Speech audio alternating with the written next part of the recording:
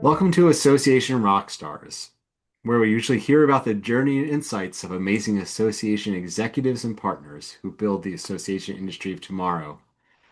I'm your host, Lowell Aplebaum, the CEO of Vistacova, where we partner with organizations on strategy, governance, and facilitation. It's my pleasure to have with me today for this very special episode, Amy Hager. Amy, tell us about yourself. Hey Lowell, thanks for having me. I am the behind the scenes of Association Rockstars, coordinating all the schedules, all the speakers, and getting all the information out to our followers, our listeners, our audience, whatever you want to call yourself, our community.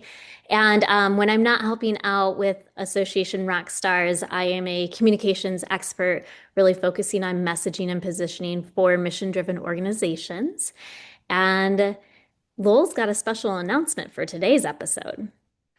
Well, the very special announcement is that you are listening in for this brief announcement that today is our final show of Association Rockstars. It has been a great run, and we've had so much fun putting this together. The rock stars that we have spoken to over the years, those great conversations will continue to live on. They'll be available for you on YouTube as well on associationrockstars.com. But Amy and I were talking before we got on about the journey that it has been.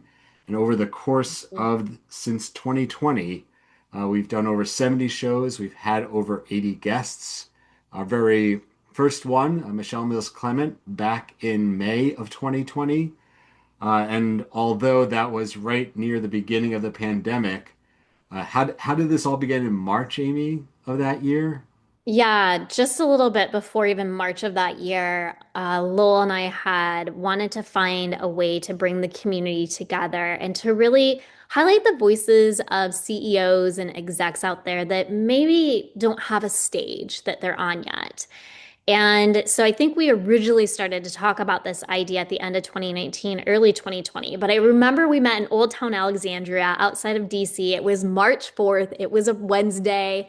You had a beer, I had a cider, and you were a little nervous about doing something like this. And we wanted to make sure that we really fulfilled a gap that was in the community. And that's when you gave the green light to go. Who knew a week later the world would shut down?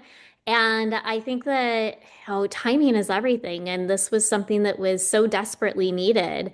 And we are so lucky to have Michelle as our first guest. And over the years, we've really tried to, if you will, look across the spectrum and bring in many different voices. Yeah. And it's been just so heartening to see really the advent of so many other podcasts that have come about that have also really filled the space of not only highlighting the amazing work that associations do, but the people that are leading those associations. We were looking at some of the quick and we over the years we're not going to pick any favorite episodes because they were all of our favorites, right? But some of our top views were our conversations with Gayatri Kher, Juan Amador, and Hasana Howe. When we switched over and we were doing more of the video inclusion with that, and people could sign up, some of our more recent ones when navigating boards and building trust with Kate Fryer, a Mhm. conversation with the Association Latinos and how they have built their organization, as well as how association leaders are shaping stronger teams and boards. Michelle came back again, and with Stephen Stout. And so we're just grateful for all the individuals and groups that we were able to include over the years, and hopefully are leaving behind with Rockstars a legacy of the amazing work that association executives and leaders are doing to advance these critically important mission focused organizations for what's coming. And I was going to say, I think another really important part of the success of Rockstars has been the followers. Yes. We started this with a Facebook group and really just going live in a Facebook group, and it was there. If you could be there live, great. If you couldn't, and then in this last year, so we transferred over into joining in a Zoom room and being a part of the conversation and asking questions. And so, all of our loyal followers, whether you were listening on replay later or you were there for the live sessions, having your engagement and your questions and sharing your stories is a lot of the times just as important as those who are leading the conversation. So it wouldn't be possible without our audience as well.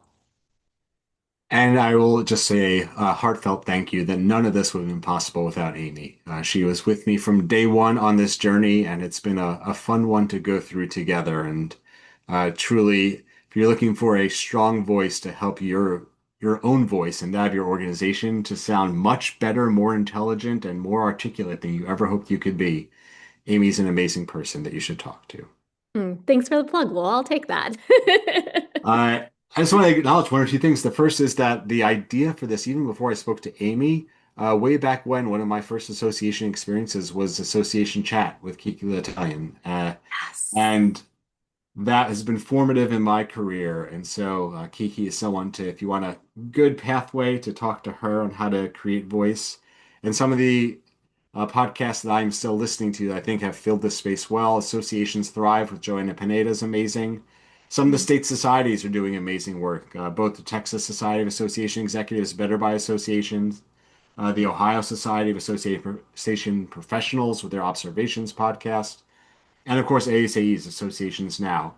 All good podcasts to listen to in the space, highlighting individuals much as Rockstars have done. So, as we wrap this up, Amy, what's next for you?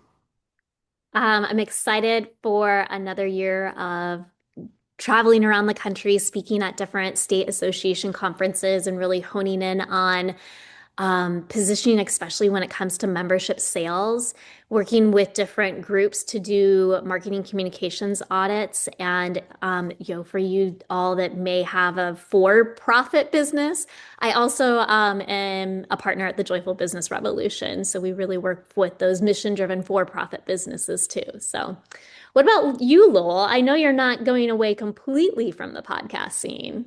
No, no, we're going to look at something new for the year to come and trying to see what is happening in our association and nonprofit space and where there is distinct need. One of the things that I hear ever more frequently is the need to be data driven in a time of volatility.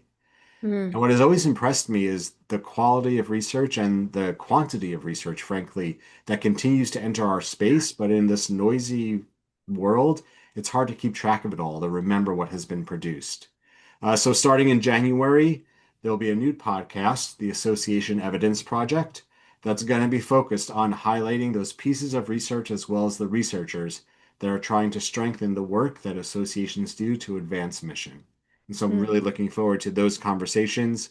The first official episode of that will be up in January of 2026. I love it.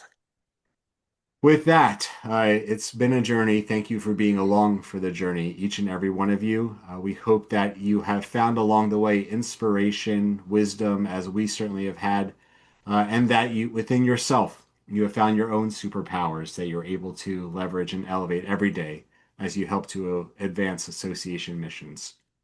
Thank you for joining us on the journey, where we heard so many insights from so many amazing association executives and partners.